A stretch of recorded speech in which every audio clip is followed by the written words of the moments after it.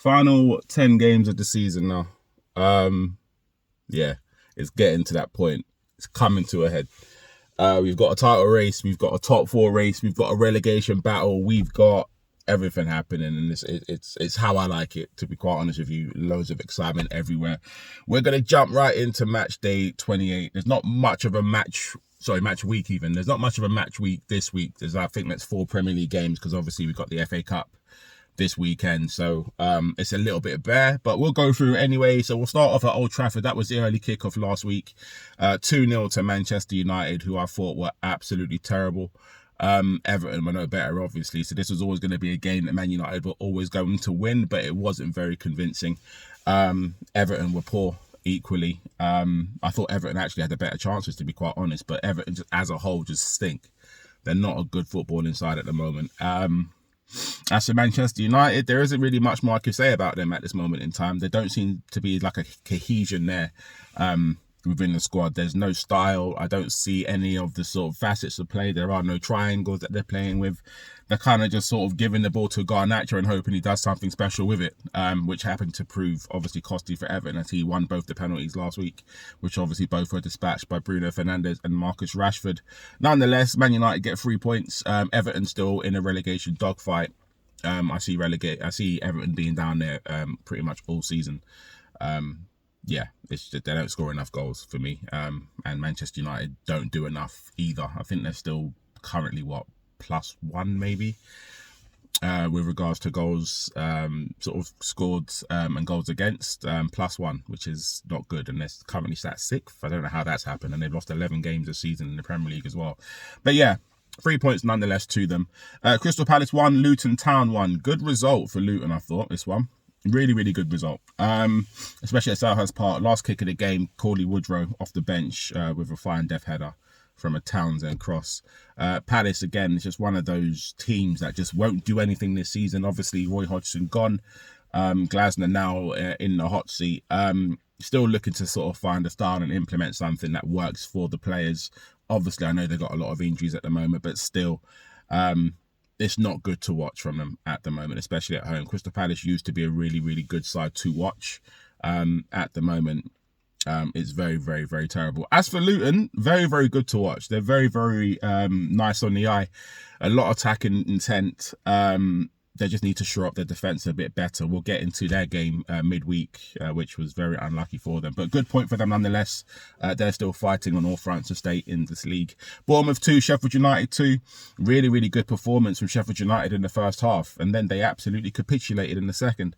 Bournemouth got let back into the game and ended up taking a draw from this game. Sheffield United, I do believe, are going down. Bournemouth obviously are going to be safe in the knowledge that there'll be another Premier League season next year. I think they'll finish about 14th or 15th. Bournemouth, they just don't seem to have much to play for at the moment, but they are securing their status in this league. Wolverhampton 2, Fulham 1. One of the sort of games that I thought could be quite tasty. This one, really, really technical. 2 very, very good technical sides. And Wolverhampton came out on top on this one. Pedro Neto, unfortunately, looks like he's injured again. Whether that's his season done or not, we're not sure. But yeah, it didn't look like a good one. Almost subbed himself off, walked straight off. It doesn't look good. Fulham, I thought, gave a really good account of themselves, and I thought were really unlucky in this one, actually. But Wolverhampton have been really, really good at Molineux this season, and they've picked up some very, very good wins there. So this was not a surprise to me. Yeah, unlucky. Obviously, Adama Traore going back to his former club. Yeah, couldn't nick a draw at the end, unfortunately. So Wolverhampton take the 3 points. They climb the table. They are currently in the top 11, I believe. Looking at a top 10 place, which I think they can get, to be quite honest. Wolves are in very, very good form. Arsenal 2, Brentford 1. From the Emirates, Arsenal keep on doing it. They keep on doing it. I mean, some will say that that's how you respond. That is sort of, workmanlike. That's how you win championships, by not dropping points, when times seem a little bit tough. Aaron Ramsdale with a horrible mistake to let Brentford back in the game after Arsenal took the lead through Declan Rice, who's on a really, really good streak at the moment of scoring in the Premier League at the minute. Brentford obviously equalised for Yohan Wissa, and that mistake from Aaron Ramsdale, which was horrendous. But to be fair to Ramsdale, he came back with about 3 brilliant saves in the second half, especially that one from Ivan Toney, which was ridiculous. And then obviously Arsenal nicked it at the end through Kai Havertz through another header. Brentford just at 6s and 7s at the back. That's pretty much been their Achilles heel all season defensively. They open up like the Red Sea. And Arsenal capitalised. So Arsenal go top of the league. They're still in this title race. I still maintain they're not winning it. I think the Champions League will take its toll on them. And I do think they'll finish third ultimately. But 3 points to them. They are top of the league at this moment in time. Aston Villa 0, Tottenham 4 from Villa Park. So I said that we'd win the game. I thought we would. I thought it would be a tighter game than what it was. We absolutely peppered them in the second half. My goodness. First half was non-existent. There's not much to say about the first half because pretty much nothing happened. So second half, we absolutely came out determined to put hands on them, and we did. We absolutely whooped them, and they did not know what hit them. John McGinn got himself sent off stupidly for a dumb tackle on Destiny Udogie. Served him right as well. Not a big fan of John McGinn either. But no, we put them to the sword, and this is what you do. Obviously, when your back's against the wall and you need a result, especially against a team that's above you, currently occupying that 4th spot, you got to show them who's boss, and we absolutely peppered them. It was second half display was amazing. Kulusevski was involved in pretty much everything that we did for the goals. It was his cross. Sorry, no, it wasn't. It was his pass to release Sarr obviously into Maddison. That was our first goal in the second half. The second goal came from, where did it come from? It was Brennan Johnson. Kulusevski winning the ball high. In possession, giving it to Son. Son has Kulusevski running on his right, Brennan Johnson running on his left. Son puts Brennan Johnson in, and then obviously Brennan Johnson roofs it into the net. Third goal, Kulusevski assist for Son. Great finish from Son inside the 6-yard box. And then the last goal was Kulusevski again.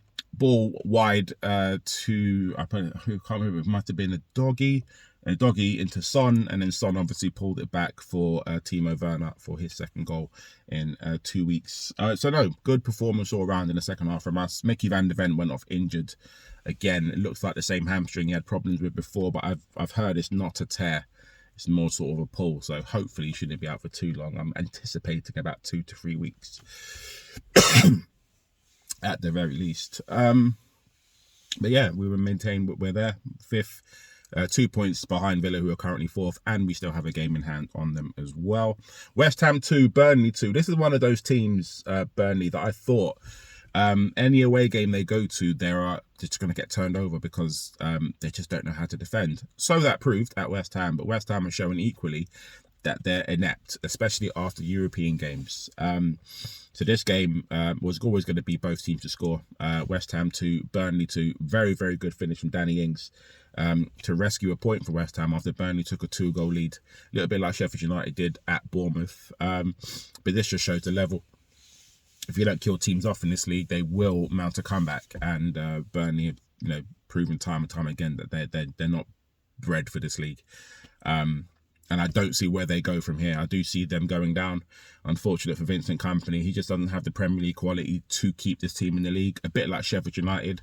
At least Luton have Ross Barkley and Andros Townsend and a Tim Krul to fall back on because they've been in the league before. They know how the league works. They've got that experience and know-how of obviously how to stay in the league. But these other teams don't have that, which is a bit unfortunate for them. So I do believe it's curtains for Sheffield United and Burnley. Absolutely. Those two will take 19th and 20th respectively. Whoever takes 18th is anyone's guess at this moment in time. Brighton versus Nottingham Forest. Brighton 1, Nottingham Forest 0. That's from the Amex Stadium. Didn't really see this game, but obviously know the result. Brighton had a really horrible game midweek before then. Lost 4-0 to Roma in Rome. So they had to come back, and come back they did. Really, really good game from them. Solid game. Not one of their usuals. They're usually a bundles of goals, especially at home. But not the case. Very workmanlike. Got the goal. Kind of sat back on it a little bit as well. Defensively untouched and completely unscathed. As for Nottingham Forest, they're going to be in that relegation battle as well. Their season's kind of petering out. Not really much going on for them at the moment. But they need to get their act together quickly because, I think they're already 3 points off it at the moment. Another loss for them, and obviously any one of Luton or even Burnley at this point, pick up a few points, and Nottingham Forest are looking over their shoulder with a bit more intent and a bit more urgency.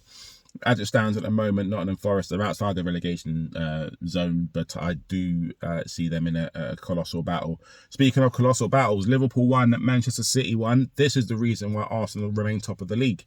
It ended 1-1, as it usually tends to do at Anfield. Pep Guardiola does not win there, and they haven't won there with a crowd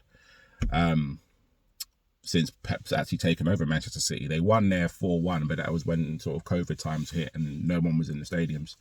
And they beat Liverpool 4-1. I remember that game. Phil Foden was on fire. One of those games I thought Liverpool were excellent. That's what the Anfield crowd does to you, man. Like, Liverpool could play their kids, and I'm pretty certain their kids would have given Man City a game as well.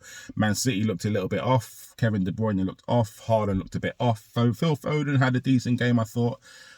Alvarez was okay. Bernardo Silva wasn't as industrious as we know he can be. It was a strange one. Liverpool just kind of were all over him. They mounted their attacks through the middle. Very, very good midfield of Szoboszlai. I thought Endo was excellent. And obviously you had not Curtis Jones, the other one, Harvey Elliott was in there as well. Very, very good battling display from them. Luis Diaz, probably the player of the match for me, should have scored. Should have had at least two.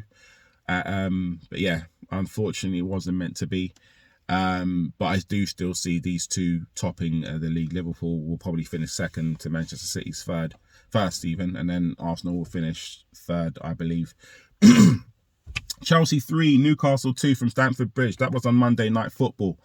It was a game that I knew would happen. I did call there would be a few goals in this one. I think I might have called it Chelsea to win, something like 3-1 or something. I knew that it would happen, but the way it happened, it just shows how far Chelsea are falling at the moment and how much of a big job Pochettino has, if he's allowed to, obviously, stay in a hot seat, of course. Newcastle kind of petering out as well. Their season's sort of hinging on an FA Cup tie, which they've got against Manchester City this weekend at the Etihad. So it doesn't get any easier for them. Lots of injuries again, I know, but I just feel like this was a season for Newcastle to really kick on, and they haven't done it.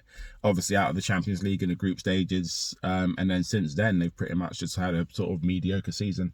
Currently set at mid-table. I think they're currently 10th at the moment. Chelsea are 11th at the minute, so it was a typical mid-table clash, which Chelsea got the result from. Cole Palmer obviously on the score sheet again. He's probably been the only shining light for Chelsea this season. Newcastle were actually very, very good, I thought, in the first half, especially Isak and Gordon always causing trouble. I thought Gordon was decent until the injury, and I've heard that he's going to be out for a few months. I don't know what the injury is, but I think he's going to be out for quite some time. So I'm unsure why Gareth Southgate put him in the England squad. I have to check that, but I thought he was out for a few months, so clearly he knows something that I don't. But a good win for Chelsea nonetheless. That keeps them in the Premier League now, I think. They've survived another season. Chelsea 3, Newcastle 2 from Stamford Bridge, that one. There was a game in midweek on Wednesday, Bournemouth versus Luton. So this would have been for Matchweek 17. It didn't take place, and I can't remember why. But Bournemouth ended up winning the game 4-3 remarkably in the second half after Luton took a 3-goal lead in the first half. If Luton are going to stay in this league, like I said before, they're going to have to tighten up defensively, because you don't lose a 3-goal lead away from home, especially in the second half. I mean, I'm Spurs. We've done this before, but we done it to a Man United team that were rampant. Luton went to Bournemouth, and Bournemouth capped it off with a fantastic second half display, which shouldn't have even allowed to happen. So Luton were a bit naive, I thought. Once you're 3-0 up away from home, the best thing you can do is contain and try to counter. You have to. Luton still tried to go toe-to-toe with them, and obviously tried to get a fourth goal to really kill the game off. Sit on the 3 goals. And obviously Bournemouth get one back. The crowd are getting into it all of a sudden. Tempo switched. Bournemouth obviously came out, did what they had to do, did the business, ended up taking up all 3 points. And Luton still in the mire. Had Luton won that game, they would have been out of the relegation zone. But you live and you learn, and hopefully they've lived enough to learn that they can't be that open when they take goal leads. So, match day 29. Like I said before, there's not much of a match day on this one. Crystal Palace, Newcastle postponed. Arsenal, Chelsea postponed. Man United, Sheffield United postponed. Wolves, Bournemouth postponed. The games today are Burnley versus Brentford. That is from Turf Moor. I'm going to go with a 1-1 draw there. Both teams are in horrible form, very mediocre at the moment, but both teams will score, I believe, today, as defences are not very good. Luton Town versus Nottingham Forest. That's also today at Kenilworth Road. I think Luton have to bounce back. Nottingham Forest do not travel well anywhere, and I do envisage a Luton win on this one. I'm going to go 2-0 for Luton and a clean sheet. Later on today, the late kickoff, that's my beloved Spurs. We go to Fulham, Craven Cottage. That's a 5:30 kickoff. I think we'll win the game. It's just a matter of what the scoreline is going to be. We score every game. I'm going to go, and we owe them one for the cup earlier this season when they knocked us out on penalties. I'm going to go with a 3-1 win to us today at Fulham. Everton, Liverpool was supposed to be today as well. Brighton, Man City was supposed to be today. And then you got tomorrow, which is West Ham versus Aston Villa. That is from the London Stadium at 2 o'clock. And I'm going to go with a West Ham win. I know both were in Europe in the midweek, both making it through to the last 8 of their respective competitions, as were Liverpool, of course. Rangers got knocked out, I believe. Yeah, West Ham to beat Villa for me. I'm going to go 2-1 based on the fact that West Ham are at home. And Aston Villa don't usually play well after Europe, which showed last week. So that's my roundup. I'm going to go. Got to get ready for the game. I need to go to London as well. But yeah, enjoy your weekends. Try to enjoy the game. Be safe out there. And I'll see you next week.